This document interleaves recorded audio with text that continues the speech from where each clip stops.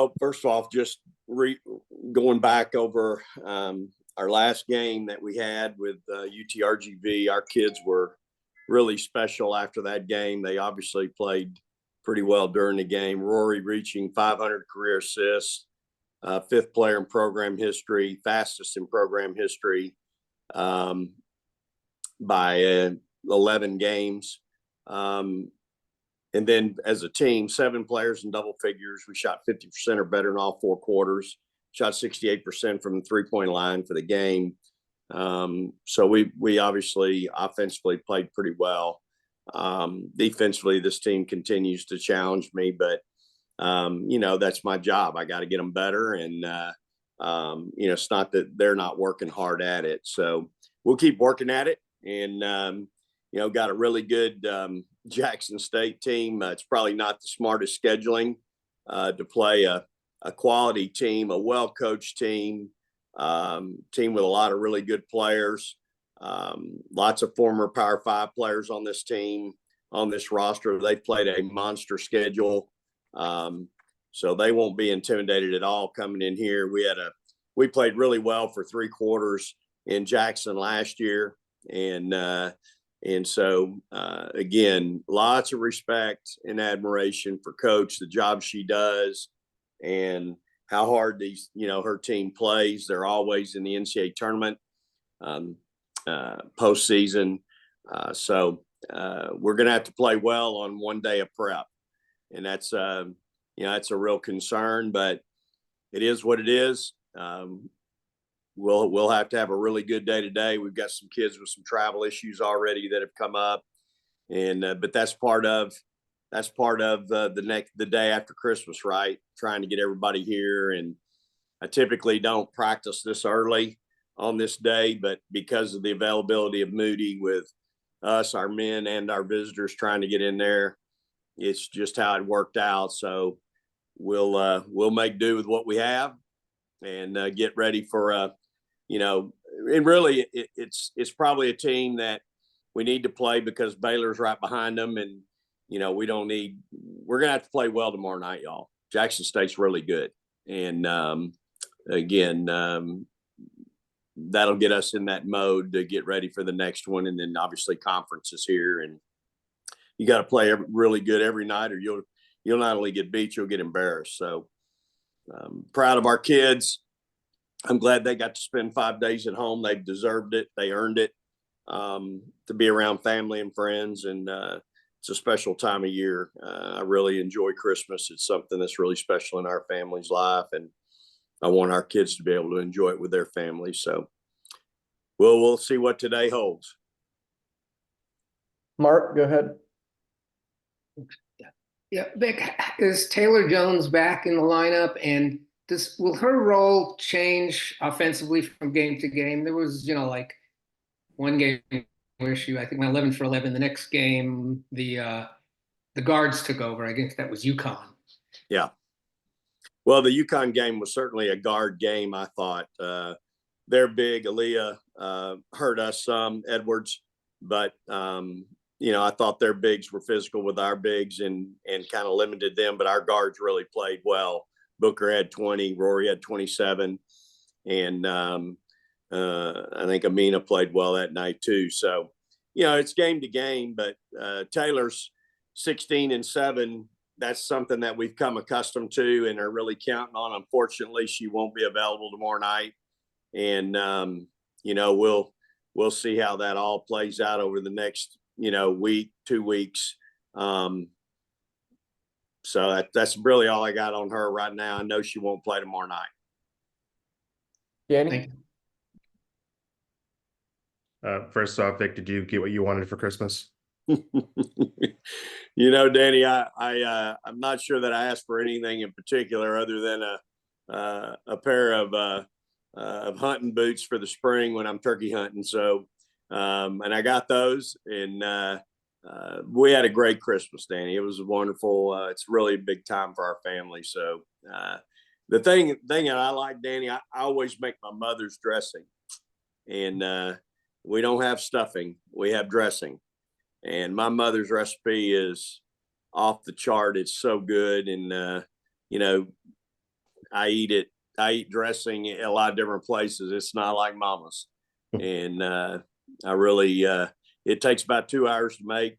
So as soon as presents were done, getting unwrapped, Christmas morning, I was in there chopping up everything that needed to be chopped and cooking it. And man, it was really good. So if I got what I wanted for Christmas, it was mama's dressing, and it was good. So thanks for asking.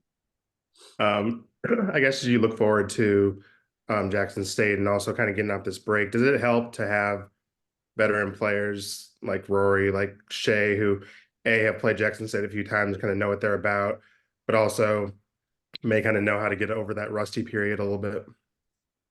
Yeah, for sure. I think hopefully, we've got kids that went home and we're not, stagnant over the break, that they took the workouts home that we sent with them, that Zach sent for them, and they took them, and used them. And, I'll find out first 30 minutes of workout today, who did something and who didn't. And, but it's just the risk you take.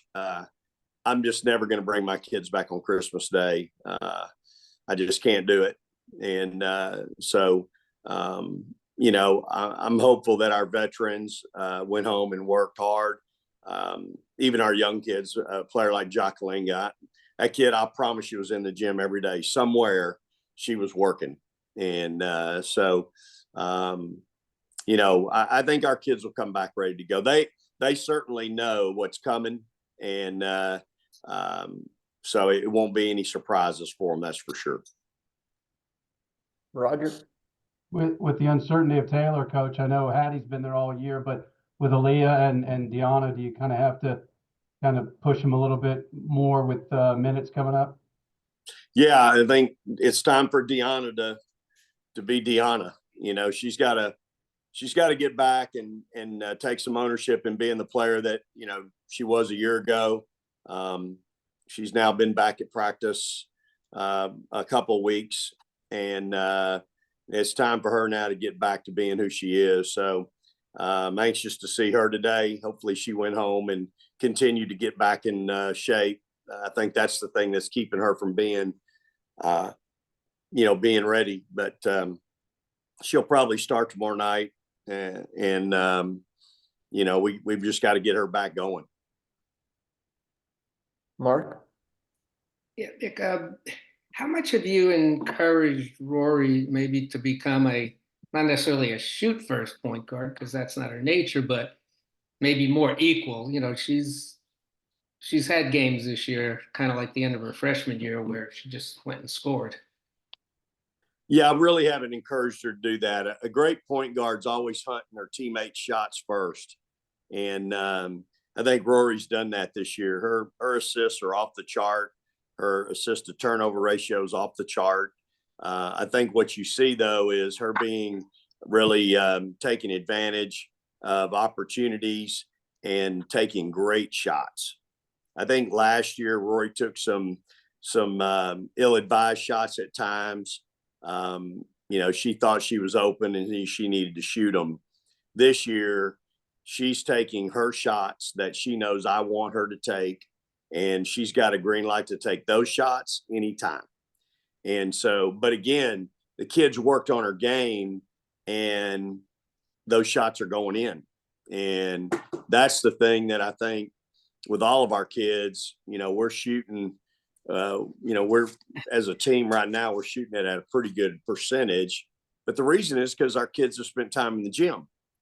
I'm going to go over there at 1:00 today. I'll promise you, Shaylee and Shay and Rory are all going to be on the floor, and they're all going to be getting shots up an hour before practice starts. And that's what you've got to have.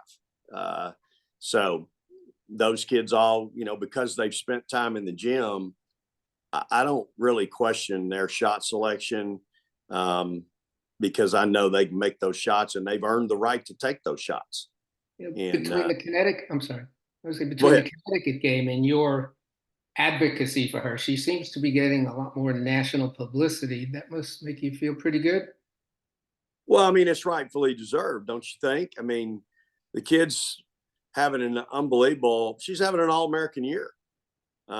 again, it's just what I've been saying now for a while. There's not another player in the country that plays like her, that can do the things she can do, and so I think it's all warranted.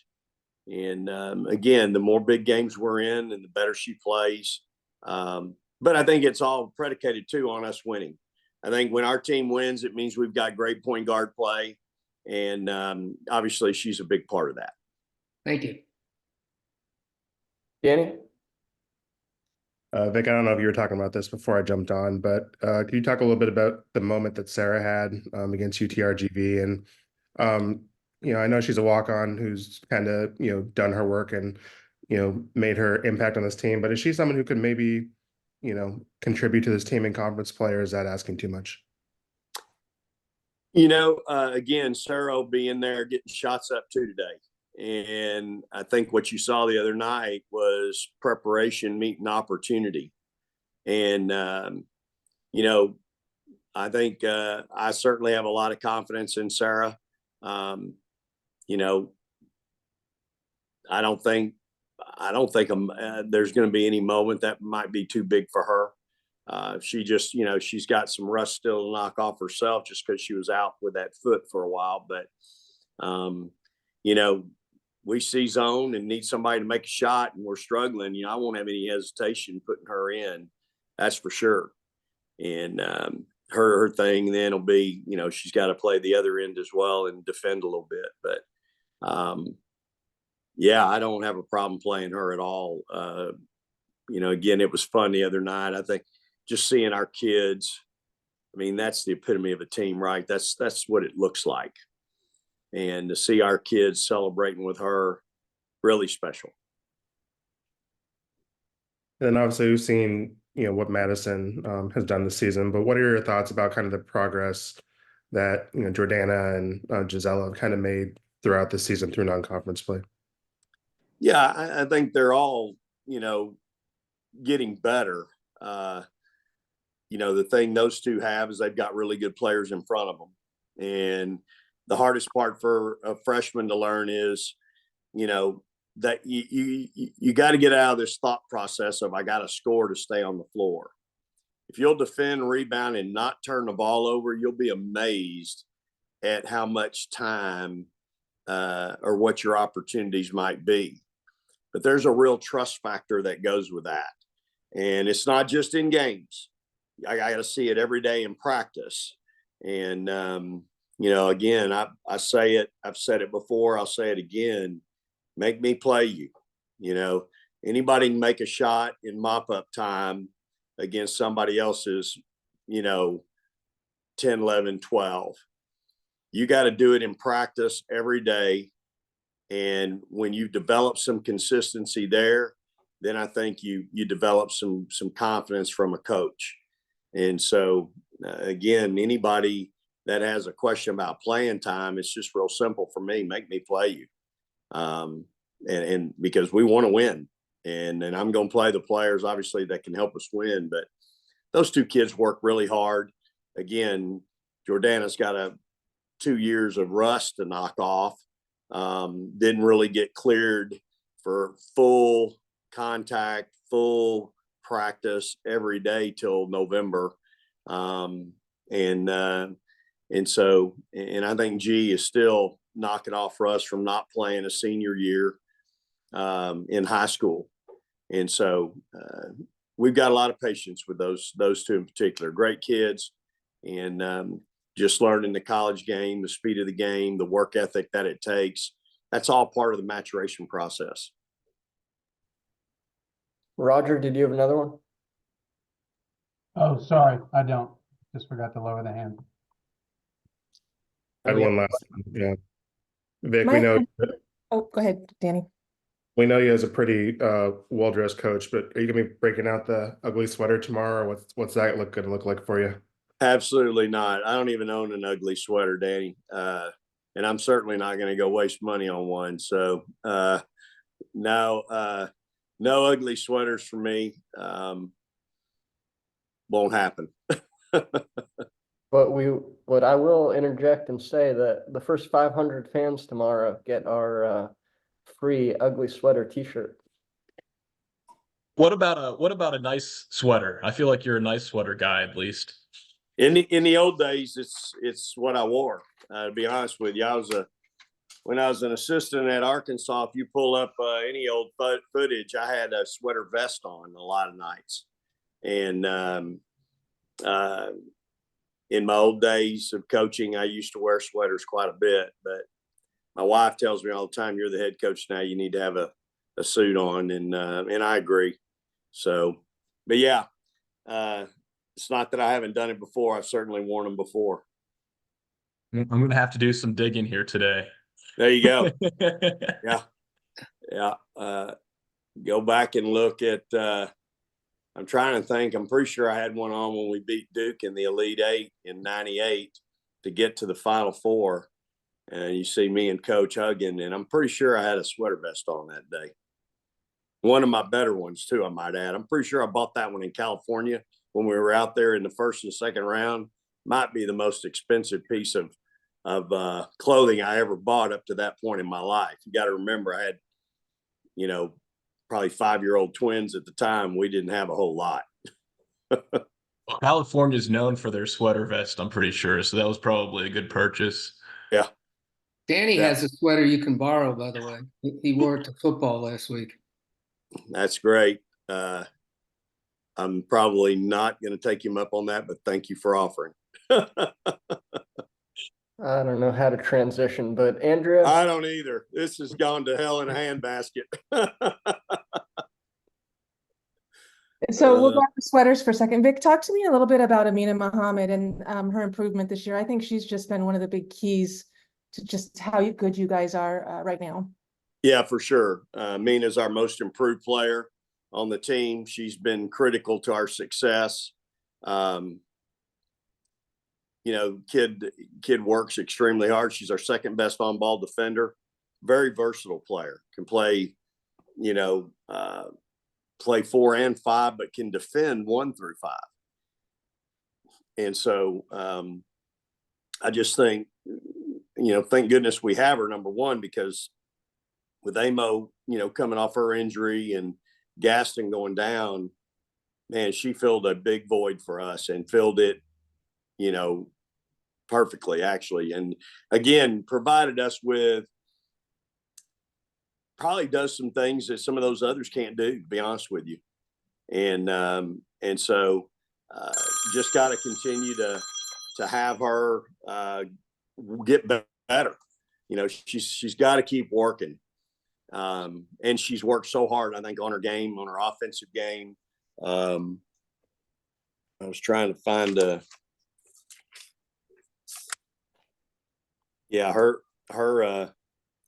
stats. She's 5th on the team, 9.1.